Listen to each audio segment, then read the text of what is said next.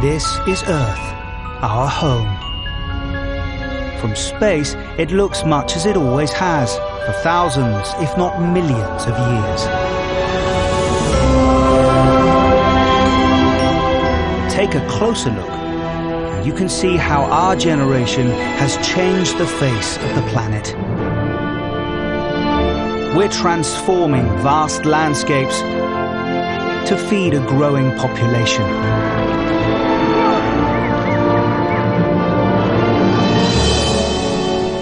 And harnessing the Earth's resources to power our planet.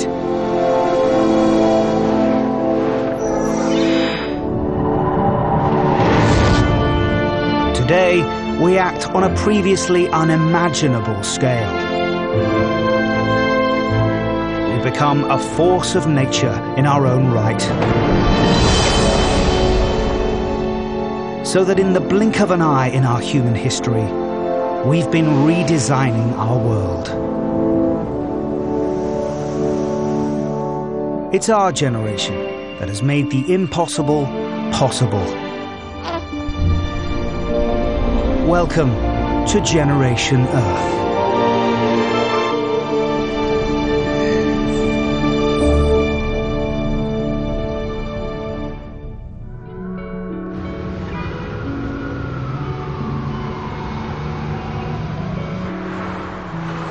Wherever you are in the world, if you strip life back to its absolute basics, each of us needs food, water, and energy to live. You may not think you use that much, but put all of our many millions of individual needs together, and the scale of our collective consumption is huge and growing every minute.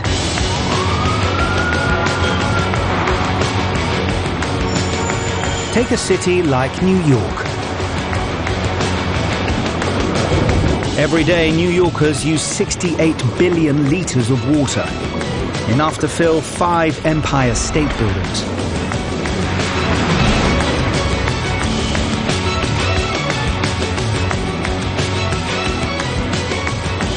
Every 3 days, they eat enough grain to turn all of the roads in Manhattan into gigantic fields of wheat.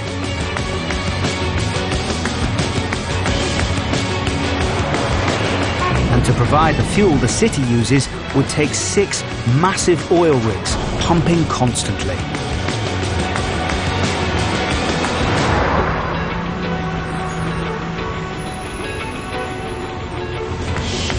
So how do you get enough fresh water, enough meat, bread, vegetables onto people's dinner plates, and sufficient energy for our electricity and transport? In the last 30 years, we've been reshaping the planet to do just that.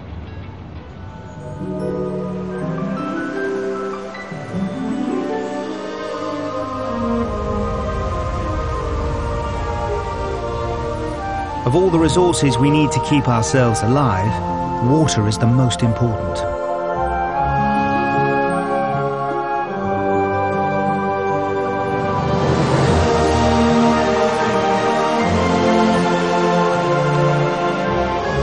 We are surrounded by it on Earth. 1.4 billion cubic kilometers in total.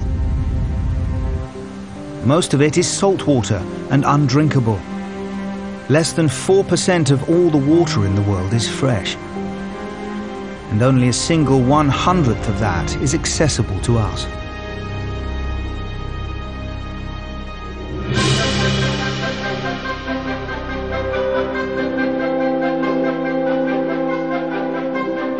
So one of our greatest challenges has been getting that fresh water to where it's needed.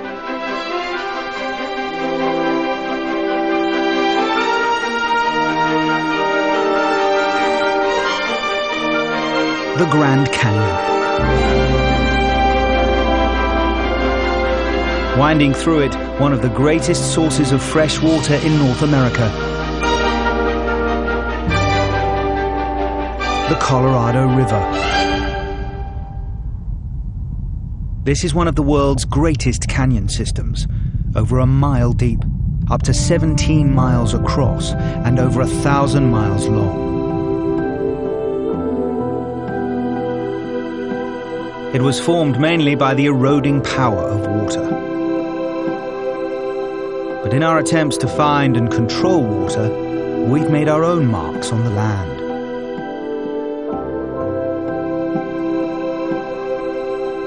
To the west of the canyon, you suddenly find a very different landscape, a vast lake. It looks beautifully natural, but in fact it's man-made. It's Lake Mead. This giant reservoir is about 180 kilometers long and can hold 36 trillion liters of water. It's the largest man-made lake in the United States.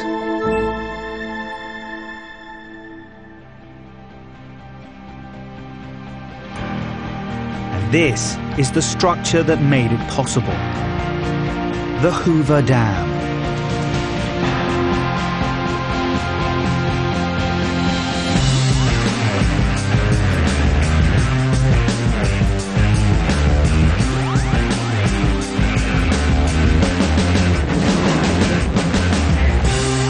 If anything can stop a river in its tracks, this is it. A 7 million ton wall of concrete, curved so it transfers the force of the water behind it into the rock walls of the canyon. Hoover Dam is probably the most significant structure in the United States. It was the biggest man-made construction outside the pyramids on Earth.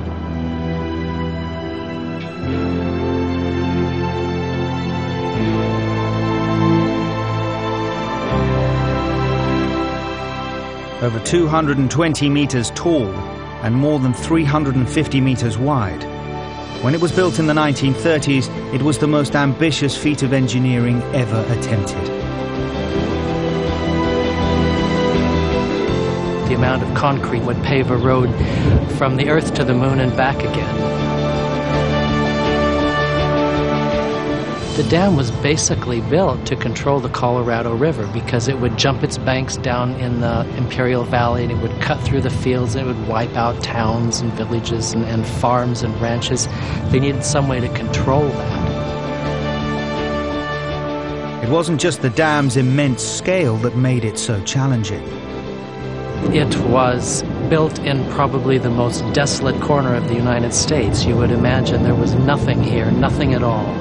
You have people making their way out here in their small cars, through ruts in the desert, coming up to the edge of this canyon and looking down and saying, we're going to build a dam here. And then they did it. There were construction techniques that were invented here on Hoover Dam that had never been done before. Up close, you can see the dam is not one solid wall, but layers of interlocking blocks. If they'd poured it in one lump, it would have taken 100 years to harden, because concrete gives off heat when it sets, a real problem in the desert. So the engineers needed a plan. They invented this wonderful system of cooling the concrete with little pipes that carried chilled water.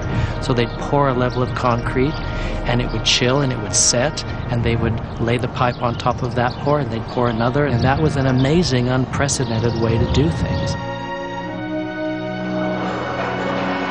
Building in small sections meant they could complete the entire construction in just 2 years. For the next 2 decades, Hoover Dam was the tallest in the world, and it made a lake so big it's visible from space. But the dam wasn't just a triumph of technology.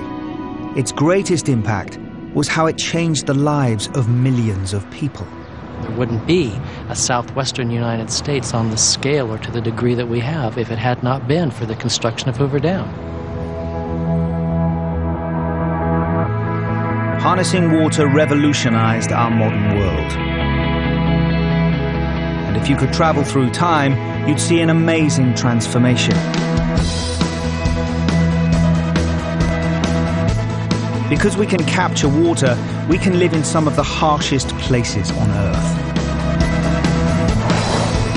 Where there once was just desert, we now have entire cities. Like this one, Las Vegas.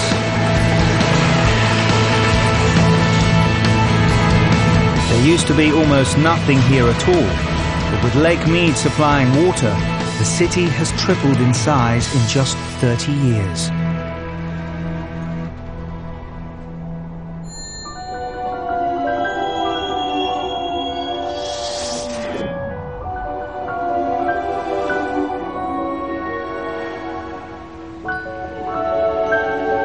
Whatever you think of Las Vegas, like it or loathe it, it is extraordinary. A century ago, it was just a railroad stop in a desert, with only 8,000 inhabitants. Now there are 2 million, with another 40 million visitors piling in every year.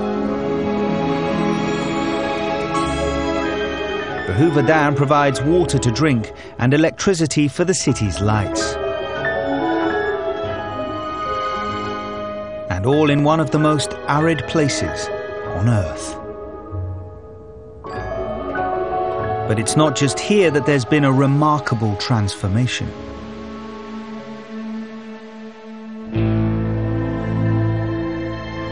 Many cities, from Phoenix to Los Angeles, have only thrived because of water management on a huge scale. In fact, the whole of the southwestern United States is only habitable because of our ability to harness and control water.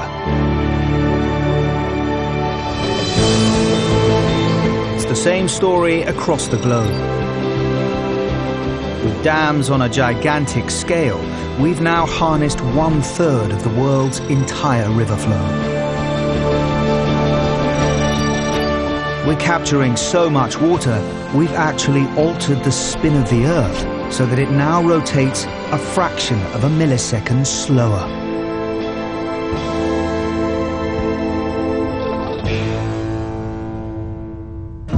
But what do you do when rivers are running dry? Take China. Most people live in the north, in cities like Beijing. But droughts here are leaving rivers and lakes empty. However, the south has 6 times more water because of its tropical climate. So the Chinese are diverting the water northwards by building an artificial river. It will stretch over 1,200 kilometers and rival some of the world's longest rivers.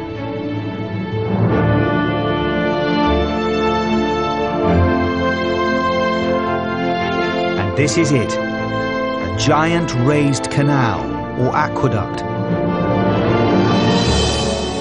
Currently the largest engineering project on Earth. The Chinese are constructing the aqueduct on site, piece by piece as they go, in separate 50-meter-long sections.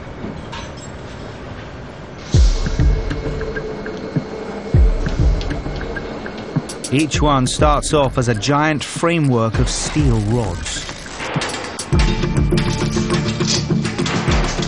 A team of 20 men build this bird nest-like skeleton, and the whole structure is encased in concrete.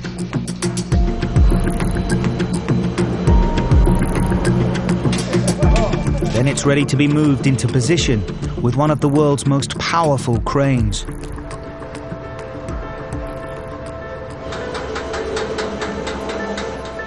Each section weighs 1,200 tons, more than 3 jumbo jets.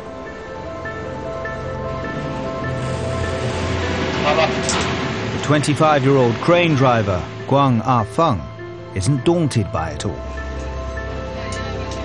我感觉我都没想到我能参加这么大的项目，因为我平时都干的是那种小的那些，也不是说小的吧，反正就那种纷纷过来参加这么大的工作，然后还能吊这么大的车，开这么大的车，吊的是这么大槽，然后作为一个女孩子来说，感觉非常幸运，荣幸的很感觉。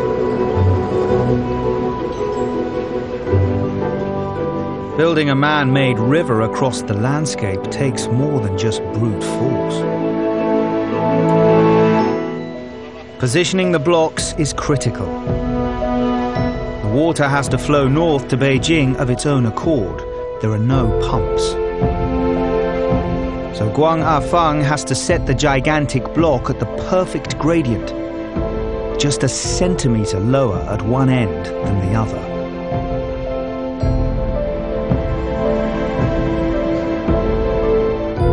The aqueduct is so long, it won't be fully operational until 2030. When it's carrying water, millions in northern China will benefit.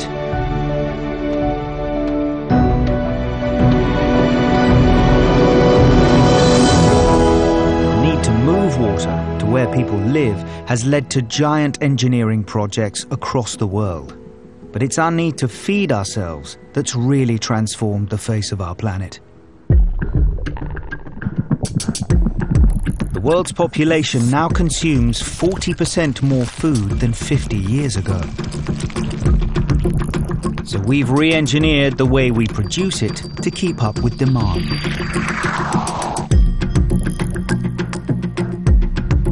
We used to farm in tune with nature. Today, we're controlling it on a vast scale. The result is a revolution in agriculture. This is the Mediterranean coast of Spain. It's a magnet for adrenaline junkies.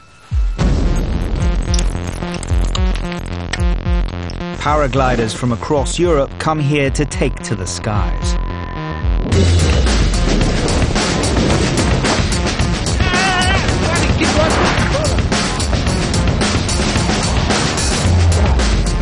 From up in the air, you can see something extraordinary about the way we're producing food.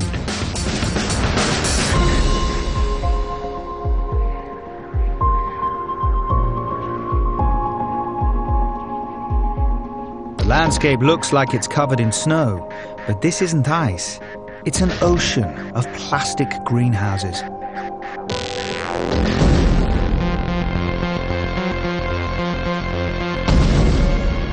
Largest concentration of them on the planet.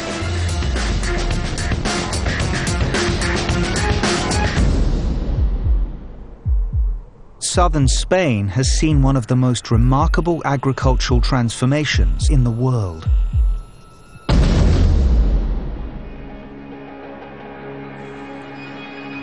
Only 50 years ago, this region of Almeria was a wasteland. You could film spaghetti westerns here, but it was no good for farming. The wind and the heat dried everything out. So farmers began to use plastic sheeting as protection from the wind. And they discovered there was an added benefit. They could extend the growing season by protecting against the cool spring and autumn. It was a discovery that helped them turn a semi-desert into a giant greenhouse.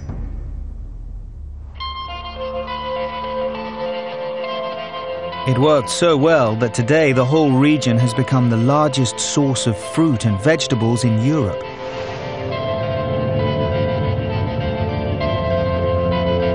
But it's not just their scale that makes these greenhouses amazing.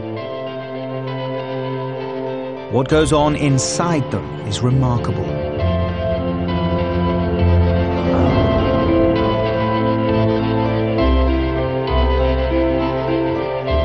This greenhouse alone contains 250,000 kilos of tomatoes. Every moment of their natural life cycle is carefully controlled. Lola Gomez Ferron has spent her working life perfecting the technique. Inside the greenhouse, the tomatoes live with a high quality of life. The plastic helps at the plant because it's a regulator, really. It's a regulator of the temperature, of the level of light, of the level of humidity. The greenhouse is a controlled environment, and Lola uses a hydroponic system, where the plant lives its entire life without ever touching natural soil. Here you can see the plant stay inside at this bag. Inside the bag you can see this substrate. This is root wall, and thanks at the root wall you can see all the roots of the plant. Really, the root wall is like one sponge, take a lot of water.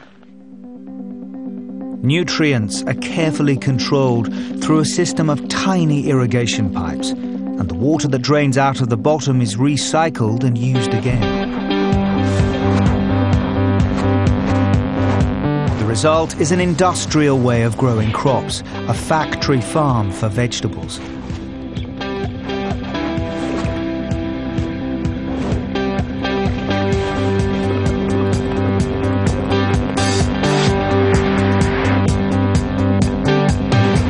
The system works so well that throughout the year they can grow 3 separate crops, one after the other.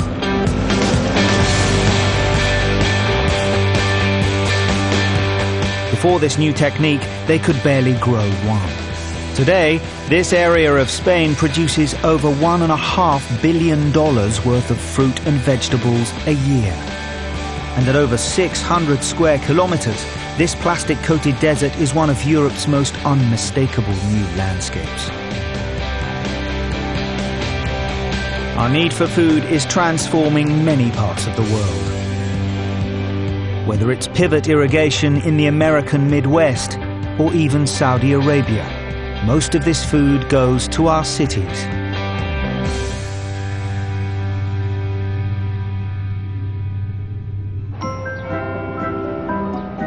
Take London, for example. Each year, its population eats 4 million tons more fruit and vegetables than a generation ago.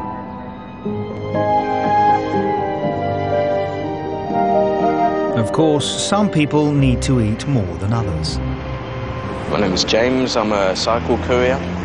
I eat a lot, you know, you definitely have to eat a lot. I need to keep fuel, to keep riding. An average day, I suppose, it's like about 50, 60 miles. I burn a lot of calories throughout the day. If you're constantly cycling, you can burn out. And I have burned out before when the day is very hot and you haven't hydrated enough and you haven't eaten enough. So you need to replenish.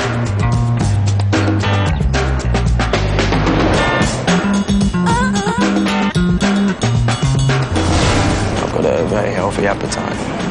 My girlfriend says, how can you eat so much and not get fat? Not many of us have to eat as much as James. But demand for food is increasing throughout the world. And in the last generation, our hunger for one particular type of food has grown perhaps more than any other: meat.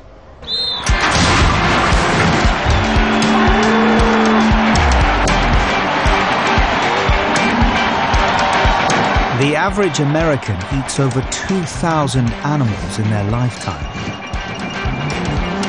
But they don't usually want them as rare as this. How do you like your steak?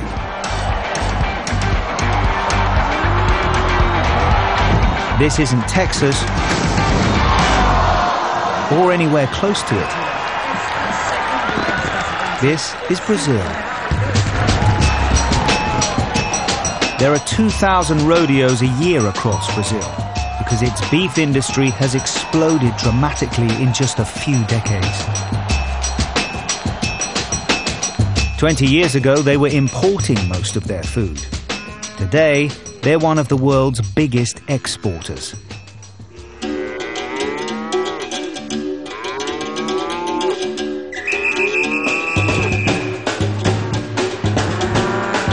It's 7 a.m. and these cowboys are about to round up one of their herds.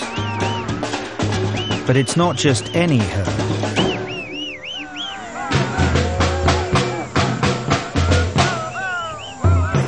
This is a super herd, and these cattle live on the biggest ranch in Brazil. Junior Amorim de Oliveira is one of the cattle herders here. A melhor parte que eu acho mais bacana no meu trabalho é na lida do gado. Você está correndo, você está laçando, você está trabalhando lá o serviço do dia a dia.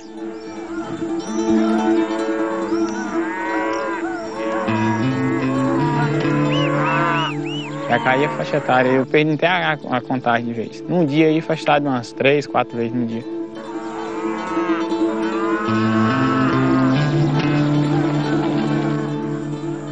Essa fazenda, realmente ela é enorme, né? Não é nem grande, é enorme. Realmente tem essa faixa etária de 120 mil. É essa mesmo, isso é verdade, que fala no jornal, fala tudo, é isso mesmo que tem aqui dentro hoje. Você entendeu? E tá vindo mais, né? Todo dia tá vindo mais, mas aí até na hora que parar essa contagem que vai ter uma conta X, mas por enquanto... 125,000 is a lot of cattle on just one ranch.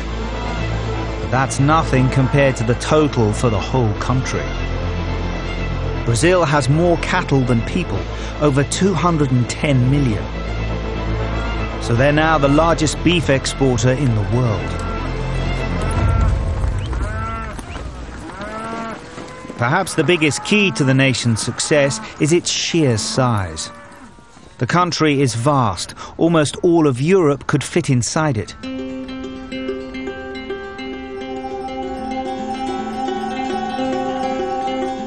In the north of Brazil, it's an irony that some farmland was created at the cost of one of our most precious ecosystems. Only a generation ago, some of it was rainforest, the Amazon. Deforestation opened up vast tracts of land. And although some effort has been made to slow down the cutting of the rainforest, much of the damage has already been done. And huge new areas of farmland have been created. Success isn't just down to size. This farm was never forest, but it shows how Brazilians are using a new science to boost their success: bovine genetics. Frozen in liquid nitrogen is the magic ingredient, one that's sold all around the world. It's bull semen. Junior is retrieving the latest sample. Aqui é chamado de caneco, aqui é onde fica o sêmen, que nós compramos em São Paulo. Se caso cair lá fora, aí você perde todo o sêmen. Aqui fica só uma dose única. Isso aqui daqui sai para a pipeta, da pipeta vai para o aparelho reprodutivo da vaca. Aí lá é onde gera o bezerrinho. The Brazilians have been engineering their herds to produce more beef. They're creating a super cow. The cross between Brazilian and Indian breeds produces cattle that can cope with the hot tropical climate and reproduce more quickly. Artificial insemination means these cows can produce up to 60 calves over their lifetimes, a specialization that's made this farm super productive.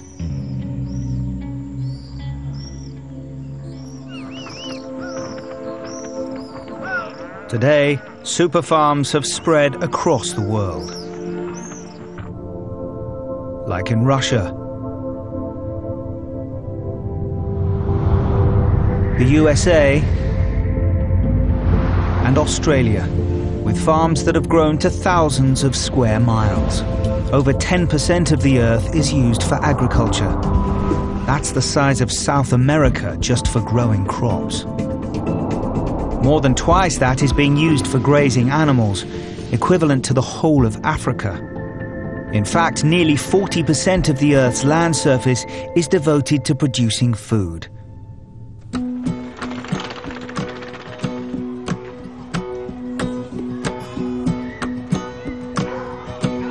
But to put a hot meal on the dinner table, we need something else. Something we harvest from beneath the planet's surface. Minerals and metals. With so many electronic devices that rely on them, we couldn't function without them.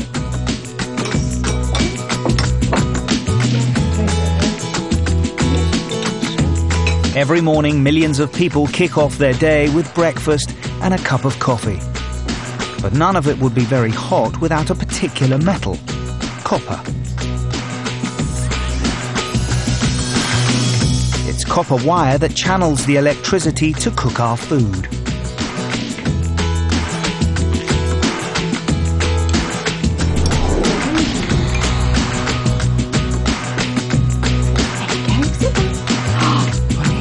Upstairs, baby Bonnie needs clean clothes. Millions of us use washing machines every day. It's copper that pipes water to the machine and makes the electric motors spin the drum.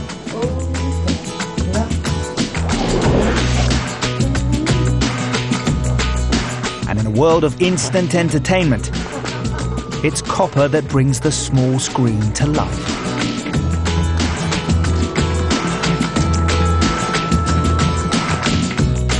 We're completely dependent on this hidden copper in our daily lives. It connects our modern world, and we keep on wanting more.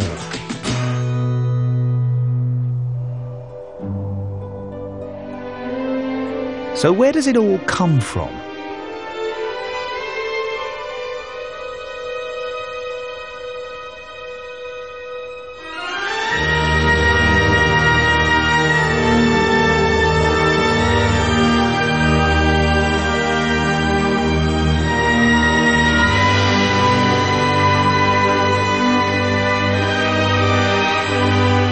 This is Bingham Mine. It produces enough ore each year to rewire every home in the USA and Mexico.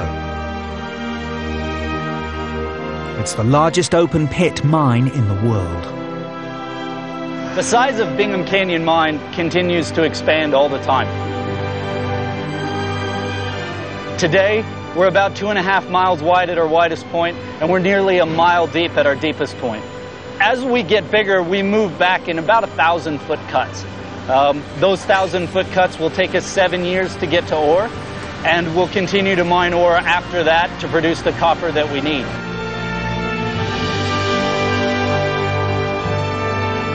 Matt Lengerich is the operations manager in charge. The earth does provide for everything that we need. If it can't be grown, it has to be mined. Whether you look at the copper that's in your house in terms of wiring or your plumbing fixtures, your cell phone, hybrid cars, copper's essential to our way of life. This is low-grade Bingham Canyon Mine ore. In this case, it's a limestone ore. The shiny spots that you see in there are pyrite material. The ore itself only contains a tiny amount of copper, so they have to dig up a lot of it to get enough of the pure metal. That's why Bingham Mine is so huge. We've been mining for over 100 years. We've made 19 million tons of copper in that time, and we've produced about 8 billion tons of material with machines just like these.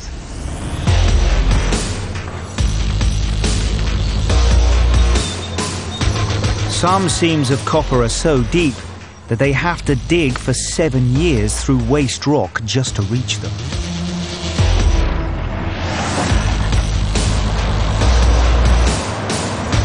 Everything about the mine is massive. These giant trucks each weigh more than a jumbo jet and work round the clock to remove the rubble. I've been driving this truck for about 7 years now. It's a good feeling driving these. It's pretty exciting. They burn about 100 gallons per hour when they're driving up the hill loaded. When you're up in these trucks driving, you don't realize how big things are. The mine wouldn't make any money if it wasn't for the shovels, trucks, carrying the ore and the waste out of here. The giant diggers and trucks are just to take the rock away.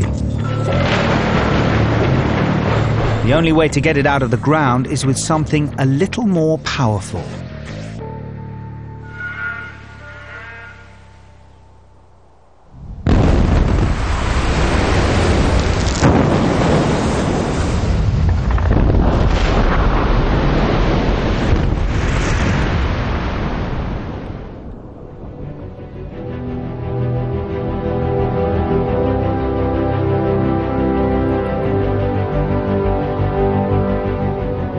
3 blasts a day and 100 years of mining has created the largest excavation in human history. It's easy to forget that so much in the modern world comes from underground. The minerals that keep our computerized world connected. The materials we use to build our cities. And the one thing we use to power all of it: fuel, coal, oil, and gas.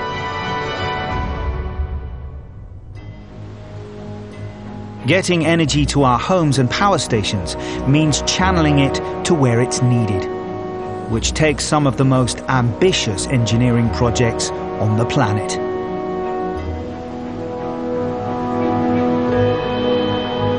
Meet Solitaire, the world's largest pipeline ship. It's the biggest floating factory in the world. She lays some of our longest gas pipelines across the ocean floor. Pipeline ships, there's nobody can touch us, eh? We are the best in the world, like. Piece by piece, giant 12-meter pipes are lowered all the way to the sea floor. Solitaire is joining different parts of the world together. We're actually connecting 2 parts of Europe, being Russia and Germany, to each other. And I mean, a pipeline is a pipeline, but this one is big and heavy, and it's something special. So how do you build the world's biggest plumbing network?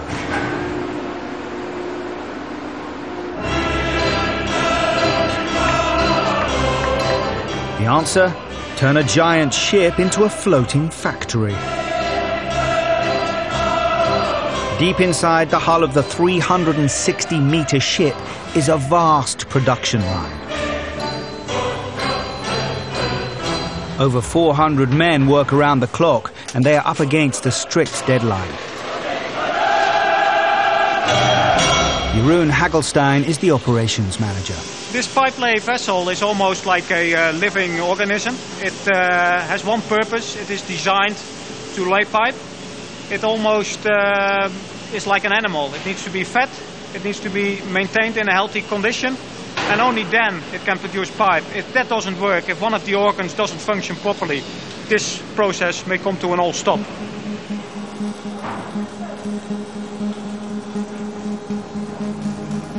The critical part of the process is when the gas pipes are joined together and lowered into the water.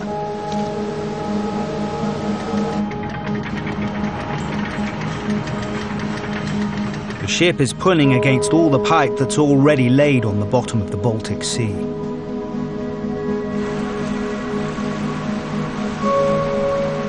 It has to move forward just 24 meters at a time. No more, no less. If the maneuver is just a few centimeters out, it could contort the pipe and damage it. The key is something called dynamic positioning, according to skipper Fred Regtop. We got the propellers that are turning all the time and keeping us in position exactly on time. We don't need any anchors or wires or tugboats. Satellites help keep the ship exactly on track. But there's another reason why anchors can't be used. The calmness of the sea belies even greater dangers below. From the First World War and the Second World War, there's a lot of ammunition that's left over here, dumped here, lost. They're not always live mines, but there's still remnants of them left over. Thousands of mines were laid in these waters during the world wars of the 20th century. It took years to clear a pathway across the sea floor before Solitaire could lay a single pipe.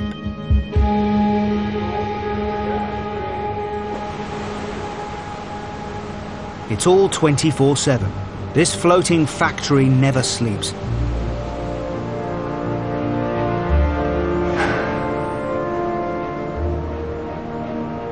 When the pipeline is finished, it will bring gas from Russia to Europe. In the last generation, we've laid enough pipeline to stretch to the moon and back 9 times. But energy demand continues to increase, and supplies of fossil fuels are finite and will eventually run out.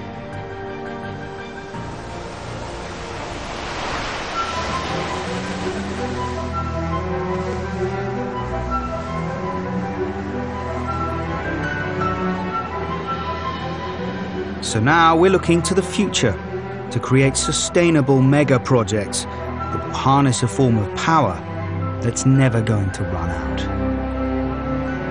The wind.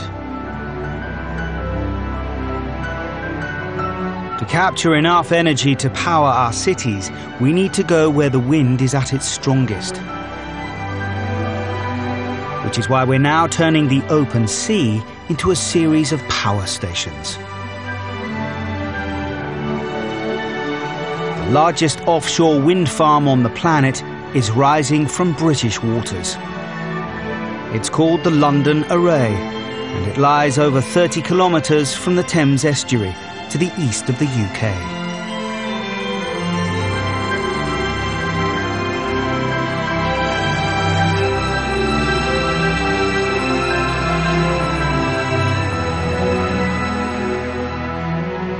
Building giant turbines at sea presents many challenges, not least the wind itself. The element they're designed to harness sometimes makes the process of construction almost impossible. With the constant threat of storms, it's hard to imagine a tougher construction site. What's needed is a solid base to work from. And this is the answer. She's called Discovery. A huge ship that can lift completely out of the water on giant stilts to make a stable platform standing on the sea floor. Stacked on board are all the component parts to build the giant turbines.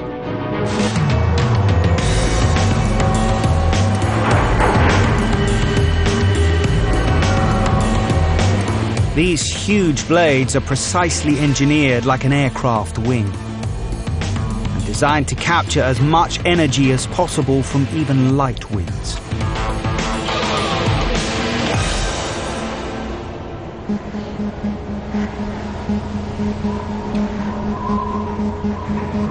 But something that's designed to catch the wind this well is a nightmare to build in windy weather.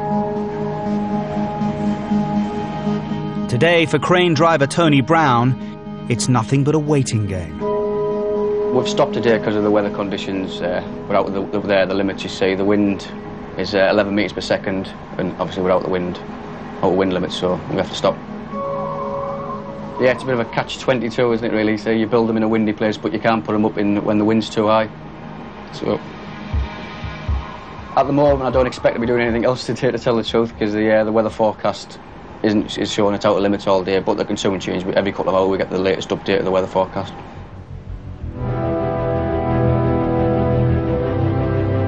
Thankfully, a few hours later the wind drops, and work can continue.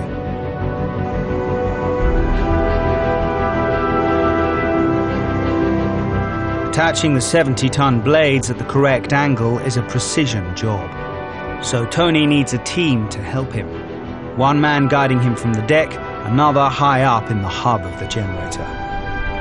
We'd be lifting the blade up to about 70 metres in the air, slow it round, and then the guys in the nacelle who come in contact with the radio system, they will guide me in so they can thread the bolts in the holes in the nacelle, and they'd bolt it up.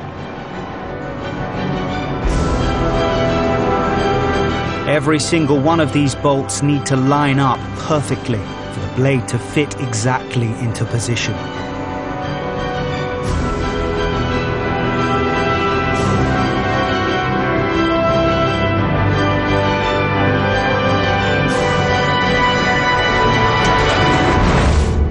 One down, two to go.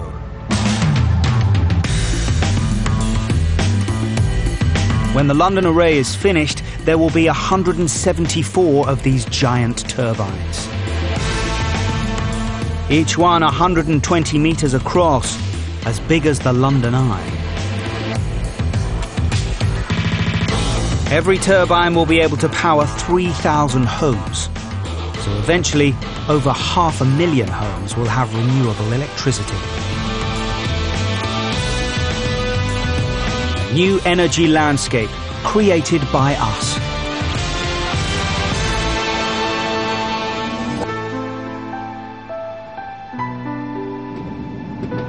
The way we get our energy, food and water has changed radically within a generation. As our numbers have grown, so too has our ambition.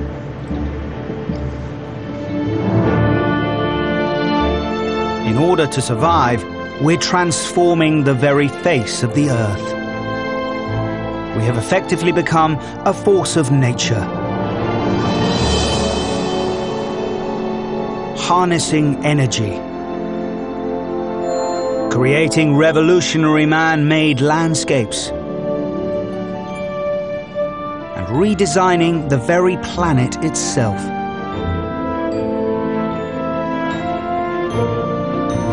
This is the modern world we've been engineering.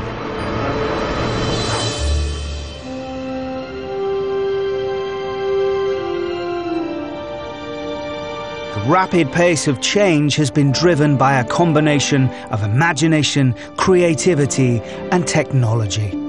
Our human achievements today are drawing up the blueprints for the world of tomorrow.